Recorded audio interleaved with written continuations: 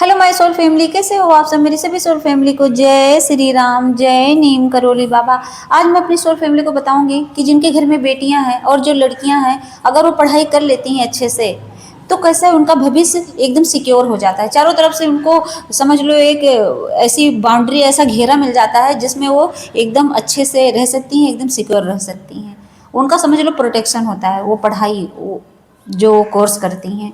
तो देखिए, मैं एक कहानी के माध्यम से आपको समझाऊंगी कि कैसे एक लड़की की ज़िंदगी आगे चल के उसको दुख भी मिलता है, सुख भी मिलता है, लेकिन वो उस पढ़ाई के बेस पे अपनी जो है ज़िंदगी बदल देती है।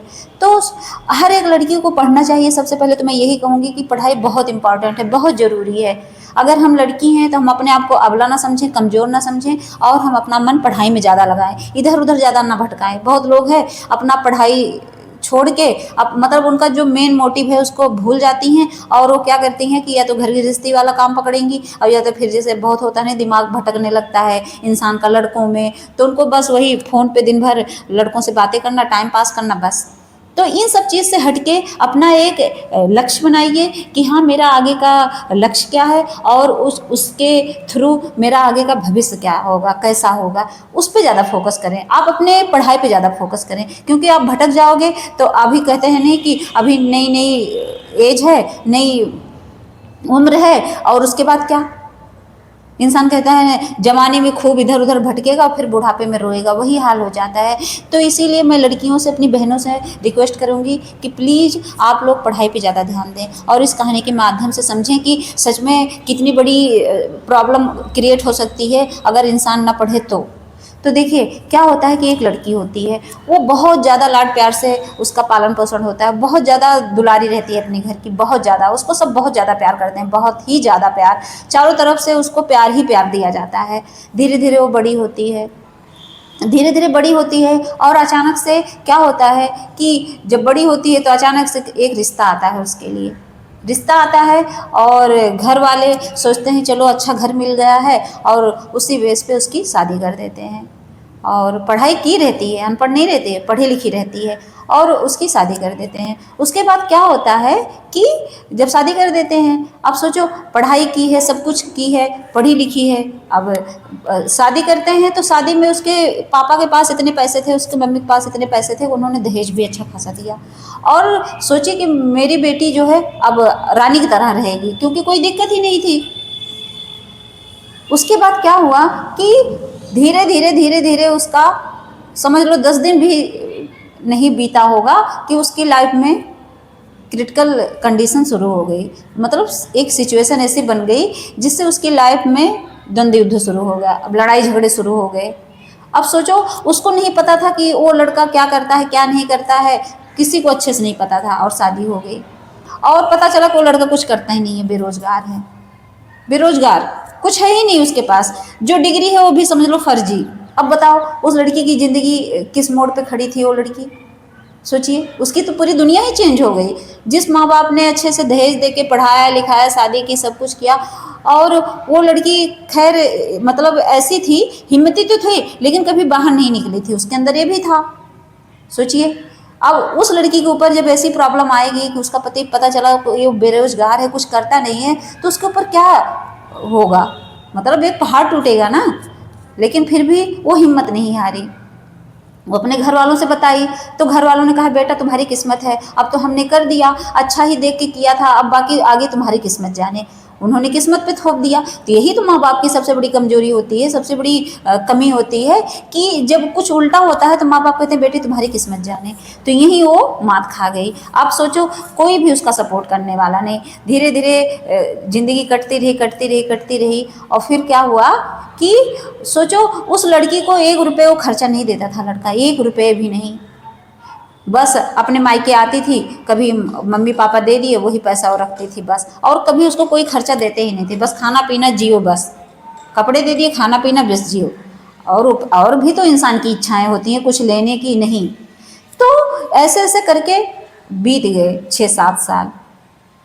तो क्या हुआ कि ऐसे में तो प्रॉब्लम तो होती। अब वो लड़की बेचारी सोचती थी ऐसे में अगर बच्चे भी हो गए तो मैं कैसे पालूंगी। उसके अंदर एक इनसिक्योरिटी, कैसे सिक्योर थी, कैसे पालती।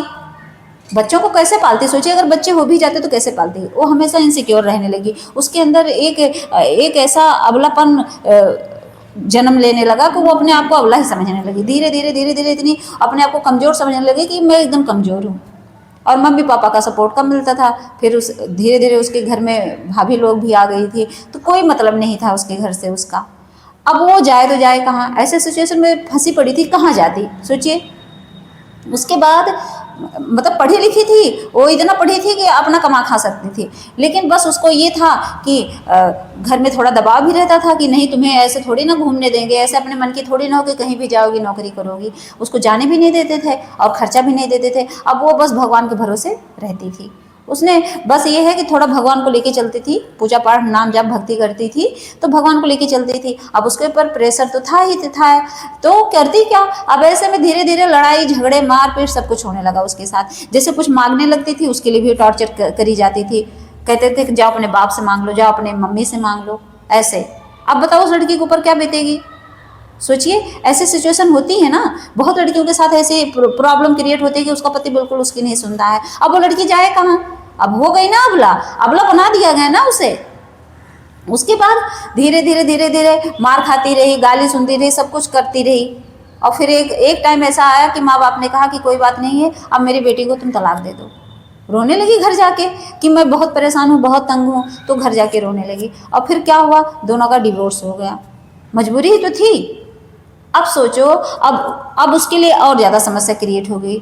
अब पूछिए कैसे। अब सोचो, जिस लड़की का ससुराल तो गया गया, अब वो मायके में आई, मायके में भाई भाभी हैं। अब भाभियां तो किसी की नहीं होती अपनी, उनको तो बुरा ही लगता है कि दूसरे, ये जब शादी होके चली गई, ये पराया धन है, तो मेरे घर पे क्यों आ गई। अब वो आके अपने मायके रहने लगी, मायके रहने लगी। अब मायके में भाभी उसे टॉर्चर करने लगी, अब उसे अपशब्द बोलने लगी, उसे उल्टा बोलने लगी। जब वो सुने रोए, और कोई काम ही ना बचे उसका, सुने रोए बस।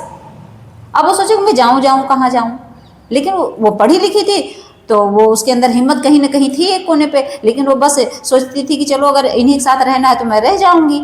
लेकिन वहाँ कोई सपोर्ट नहीं करता था। माँ बाप भी यही कहते थे कि बेटा अब मैं क्या कर सकता हूँ इसमें। माँ कहती थी मैं क्या करूँ, मैं भी तो इन्हीं के ऊपर डिपेंड हूँ, क्योंकि धीरे धीरे उनका भी बुढ़ापा आ रहा था। तो भी अगर बहू बेटे की न सुनते तो उनको भी एक रोटी ना मिलती खाने को। अब ऐसे में लड़की मजबूर हुई कि नहीं हुई, आप खुद सोचिए। और फिर क्या हुआ, फिर माँ बाप ने उसे समझाया कि बेटी अब तुम अपना कोई स्टैंड लो, क्योंकि तुम पढ़ी लिखी हो, इतना तुम कुछ कर सकती हो।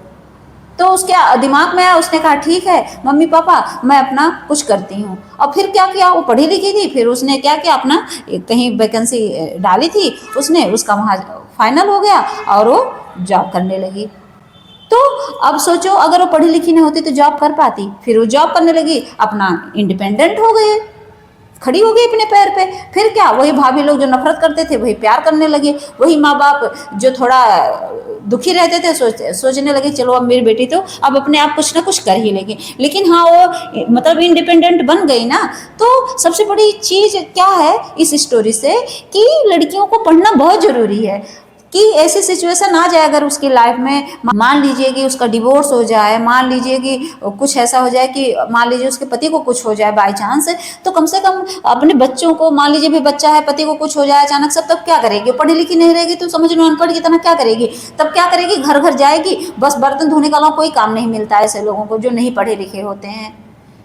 मतलब या तो लेबोरेटरी वाला काम करेगी, मतलब न पढ़ने से कितनी ज़्यादा मतलब प्रॉब्लम क्रिएट होती है उसकी लाइफ में। इसीलिए बार बार बोलती हूँ कि लड़कियों को पढ़ना बहुत ज़रूरी है। ऐसी पढ़ाई करो कि तुम कुछ कर लो, किसी घर बर्तन न मांजने का काम करो।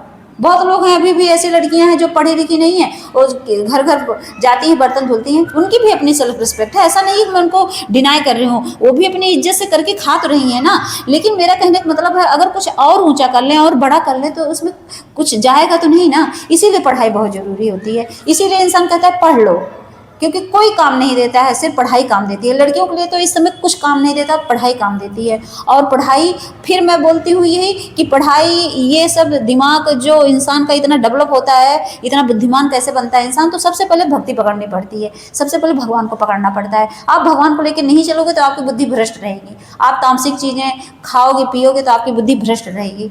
मैं सच में बता रही हूँ, जो मेरी बहनें नॉनवेज वगैरह खाती होंगी ना, उनसे पूछना जाके, वो कभी दिमाग से स्टेबल रहती ही नहीं है। हमेशा एकदम डिस्टर्ब रहेंगी, परेशान रहेंगी, उनका मन इधर उधर भटकेगा, नेगेटिविटी उनको घेर रखेगी और फिर रोएंगी, फिर एक कोने में बैठ कर रोएंगी, उनको कुछ दिखाई नहीं देगा, कोई उनको दिशा दिखाई नहीं देगी कि मैं किस दिशा में जाऊं कि मैं मुझे यहाँ सुकून मिल जाए। वो अपने सुकून के लिए इधर उधर भटकने लगती हैं। तो हमेशा याद रखना, अपना मन तामसिक चीज़ों से दूर करके भगवान की भक्ति में लगाना है। और जैसे होता है नहीं लड़कों की तरफ अट्रैक्शन, इसको भी रोकना पड़ेगा। जब तक आप ऐसे अट्रैक्शन से बचोगे नहीं, फिर आप भटक जाओगे, क्योंकि आधा टाइम तो आपका बातों में निकल जाएगा। सोचिए तब कैसे आप पढ़ पाओगे। तो इसीलिए सारा फोकस पढ़ाई में लगाना है और अपने भविष्य को, अपने जीवन को सिक्योर करना है। जय श्री राम, जय नीम करोली बाबा।